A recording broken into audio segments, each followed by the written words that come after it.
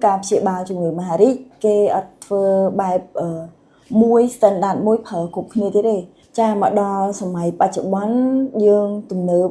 sớm mai tùm nợp ở lời nó cứ cạp chị bao cho người mà rít kê ắt phơ bài muối standard muối phở cục như thế đâyในក្នុងមហារីកពវៀនធំមកលើហ្នឹងគឺគេកំពុងធ្វើ ongoing research តាក់ទងជាមួយនឹង profile genetic របស់គាត់គេហៅពាក្យបច្ចេកទេសគេហៅ personalized medicine មានន័យថាគាត់មាន mutation gene ប្រភេទណាការព្យាបាលសម្រាប់គាត់ម្នាក់គឺគួរព្យាបាលបែបហ្នឹងគាត់ម្នាក់ទៀតអ្នកជំងឺកមាន mutation បែបណាយើងព្យាបាលបែបនេះអ្នកជំងឺម្នាក់ទៀតខមាន gene mutation បែបណាយើងព្យាបាលបែបម្យ៉ាងទៀតសម្រាប់អ្នកជំងឺខចឹងមិនមែនថាការព្យាបាលតែមួយនឹងអាចប្រើបានគ្រប់គ្នាបានទេឥ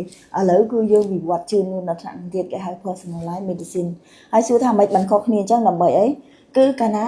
របស់មួយដែល personalize សម្រាប់តែអ្នកជំងឺម្នាក់នឹងមួយអញ្ចឹងហើយផលដែលបានពីការព្យាបាលហ្នឹងកាន់តែខ្ពស់ជាងរបស់មួយដែលយើងប្រើមួយសម្រាប់មនុស្សទូទៅគ្រប់គ្នា